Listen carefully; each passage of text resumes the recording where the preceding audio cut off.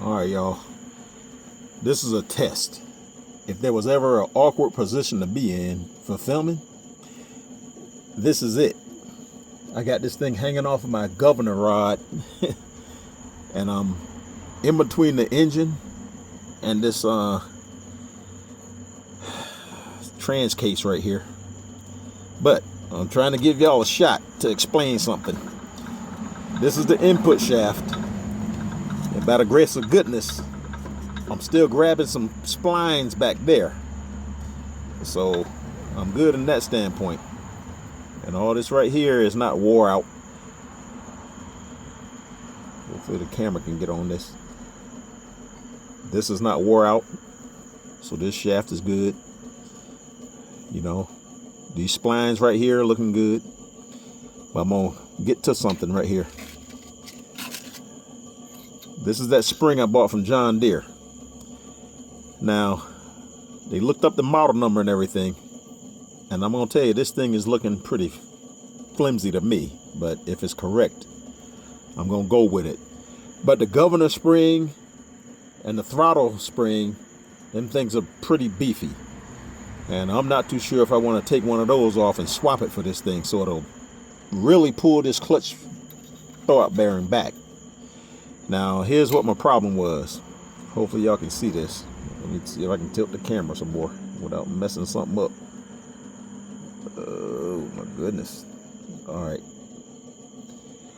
Now, this is the throwout bearing. And the ID up in here, I don't know what was going on, but it was all not round at all. If it was aftermarket or whatever. But I had to get my die grinder and grind out the center of this thing enough to make this thing smooth. And then I went in with the sandpaper on that rod that I made. I cut a slice in it and put it on my drill and went around it, smoothed it up as best I can. But it still got some grooves up in there. But on this right here, I still can feel on the bottom there's like there's a couple of lips going on, but I smoothed it out enough with this sandpaper, you know, doing this right here. Just keep at it all the way to the end of this right here, this lip right here also, you know, smoothing that lip, because the throwout bearing would not slide on there and go back and forth, because it's got to go back and forth to engage and disengage that clutch pack. Now, here's the throwout bearing. And now when I put it on there, at least, you know, it'll slide. You see that? See, this thing can't be slid on there with all kind of force, but it would like get stuck like right there and wouldn't go all the way on back. So now at least that's the center of it right here where my finger is at. That mark right there, that's the center. So this right here is centered up perpendicular vertical. So it won't slide on sideways and all that, but at least it will go vertical. So that's all I'm concerned with, that it'll slide back and forth in the vertical position, because that's where it's going to ride. And, you know, it's still got some hang-up spots, which, you know, it's not smooth, which I think I'm going to doctor on that some more. See, it'll slide. Hopefully that'll work. But my problem is this right here. This is the clutch adjuster. This thing goes on the rod. So what happened was, this is the adjuster down here. Okay. This thing goes back and forth, and I guess it makes the bearing go in and out to adjust the pedal play. So what happened was, this right here, I think it's a press fit. So what's going on is this thing came out, and that's a problem. it's press fitted into this thing. So what I'm gonna have to do, which I'm gonna have to pause right now because I got to go to my vise and find something to. I'm gonna drill a hole in this, in both of these, up here and down here, because both of these got to stay. They can't be spinning inside of this thing because that's holding the clutch still in the adjustment location. So what I got to do is I'm gonna drill a hole, a pilot hole through here and in here, and put a pin in there so this thing won't pull back out and it won't spin. So that's my problem right now. So I can't finish this right now. So I gotta fix this thing and get it stuck back inside of there. Hopefully I can get that thing in there. You know, I gotta look at that. Pull this off first. Hopefully I can take that nut off and get this thing. Oh my goodness, that might be a problem, because I got to get it back in that adjuster hole down here. So I don't know if I can get this thing on there and slide it in there at the same time.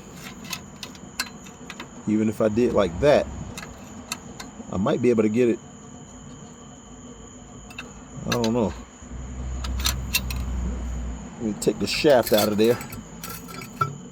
See, the shaft won't drop down and go back. See, the shaft is in the way too much. So I might have to bang that thing back out of there and knock it back in there some kind of way, and then put the pin in. There's just all kind of obstacles going on.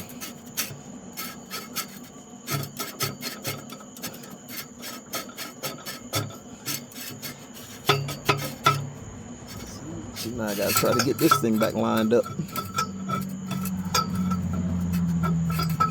But anyway, yeah, it's gonna be a problem. I gotta get that nut, that bolt back in this hole so I can put this nut and washer on the outside so I can get this adjuster back in there. Because see, it's on the eccentric, and it just spins like that right there to move that thing forth and aft, to move the pedal, to adjust the pedal play. So I'm gonna have to figure that out. But that's where I'm at right now, man. These old tractors are something else. They're good while they run, but you know, you got, this thing is a 49, so you do the math. This is 26, and luckily it's still driving and running. It could be worse. So I'm gonna call this just a minor deal, man, because you gotta fix stuff. If you want to use it, you got to do maintenance. So I ain't crying about it. I'm going to get this thing dealt with, but it'll be nice if I can get this tube right here out of here. I don't know how to pull this thing out. You know, I don't want to clamp it no kind of way and squeeze it, because if I squeeze it, it's going to get it out of round, so this throwout bearing won't slide. It's got to stay straight and smooth and nice and round. So I don't want to disturb that thing with some kind of makeshift pulley, and you sure don't want to put no vice grips or nothing on there and mar it up. So you want it to stay smooth. And like I said, it wouldn't even slide on there like that. So I'm not even sure if this is the right one, because, you know, whoever put this thing in that I got this tractor from previously, I found a lot of stuff that was disturbed and wrong. So, you know, you buy stuff as is and you just work through all the quirks, and by the end of the day, when you fix everything, you got a runner. So like I said, at least right now, this thing will slide back and forth. It still got some tight spots, but at least it will move. You know what I'm saying? So that's where I'm at right now.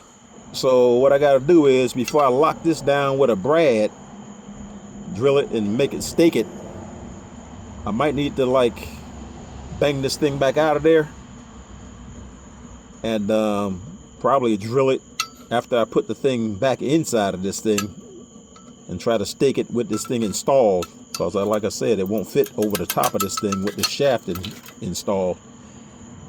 So thanks for viewing, following along with me.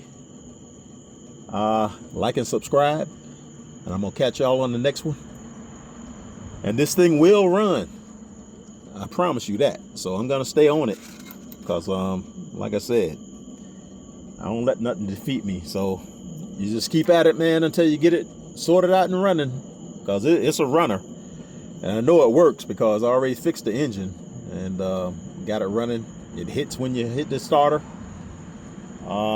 charging up and everything. But like I said, I like old iron, working on old relics. And stay tuned, man, because as long as I'm able to work on stuff, I'm gonna be doing it. I appreciate y'all, and I'll catch y'all on the next one. Like I said, have a good one.